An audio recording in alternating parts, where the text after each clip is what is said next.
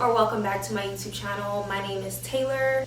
Okay, basically one of my favorite YouTubers, shout out to Funky Dineva, posted a video today talking about how we as Black people need to unlearn a lot of things before we start talking about breaking generational curses. The thing about that is, you know, I'm very passionate about talking about Black issues. Just to give a disclaimer, anytime I talk about these kinds of things, of course, I know that other communities deal with similar issues in their own way.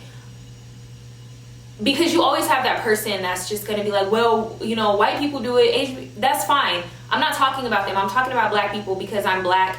I only know the Black experience because I'm Black. I'm not singling Black people out.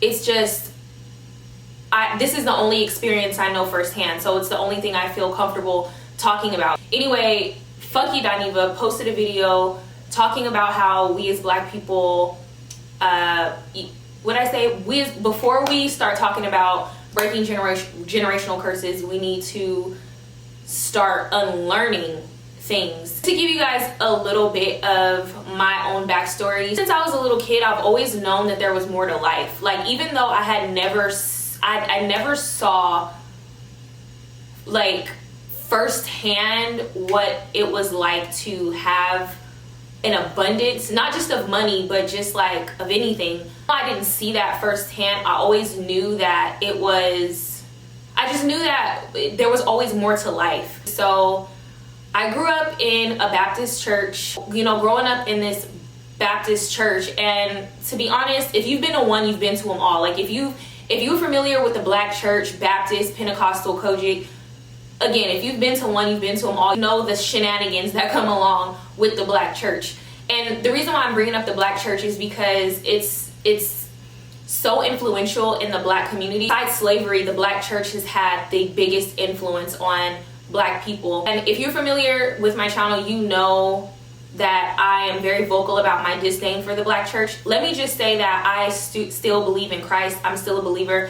I go to church. I just don't go to a traditional Black church. So I left the Black church, but I didn't leave God. I think that the Black church has been so detrimental to us as a community, and has set such a negative foundation for us, again, as a community. And like Funky Dineva said in his video, there are so many things that we as Black people have to unlearn that I think that the Black church has influenced. One of the things that I don't like about the Black church that I feel has been super influential in where we are today is the church's views on money. I remember when I was a little kid, I would hear the adults talking about, oh, this preacher is a prosperity preacher. And, you know, there was always like a negative undertone when talking about prosperity in the church. And even as a child, like hindsight looking back, I'm even though I didn't really have the verbiage to articulate what it is that I was thinking, now that I'm an adult, I realized that even back then, I didn't understand what the big deal was. I feel like the Black church teaches you to be broke. And I never understood that, because if you believe in God, you know that God is the creator of everything. Like he is, how do you have direct access to the creator of the universe, to the creator of everything that we know and see, and feel like you should be broke? You know what I'm saying? And it's like, I think that, and maybe the Black church hasn't completely influenced that, but just as Black people, I feel like just when it comes to financial literacy, like, we're just not there. And I think that, again, a lot of people, especially in church, feel like the meek will inherit the earth, or in order for them to be a good person, they have to struggle. And it's like, I'm 28 years old and I'm just now realizing that it's okay to have money. Like, it's okay. Having money does not make you a bad person. If anything, having money is only going to highlight the person that you already are. So if you're a shitty person and you have money, you're just going to be a shitty person with money. On the flip side, if you're a great person and you are generous and you have morals, and the reasons for wanting money are rooted in wanting to be more of who you are, then the money is just gonna highlight that. Going through the process of unlearning my limiting beliefs around money has challenged me to address where that came from. And I think that because a lot of us as Black people are so financially illiterate, we don't take the time to really dive into why we have such dysfunctional relationships with money. Another thing that bothers me about the Black church is the judgment. And I've made a video similar to this on my channel, but again, the reason why I'm even bringing up the Black church is because I feel like it's been so influential on Black people. So it's not necessarily about the Black church, it's more so just me talking about how it's influenced us as a community. But anyway, I've always been a very curious person, and curiosity is the opposite of judgment. Like you can't be curious if you're judging somebody. And I think that Black folks have a bad habit of pointing the finger and being judgmental instead of being curious and trying to understand why people do the things that they do. And that really, really bothers me because I'm not a judgmental person. And it's hard for me to be around other judgmental people. And because sometimes I feel like I'm misunderstood or I'm seen as an oddball or something because I don't identify with a lot of, or I guess I didn't identify, like as a kid and like growing up and stuff, I didn't identify with a lot of the other people, like peers that I had around, because I've always had a different mindset when it comes to stuff. If you are a curious person, it's just hard to be around judgmental people.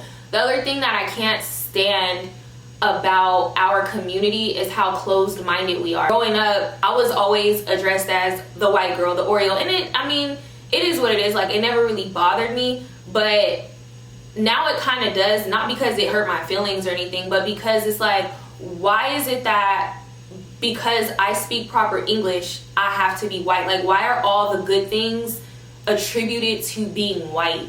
I remember one time we had like a family event and I was explaining to one of my family members what I do for work.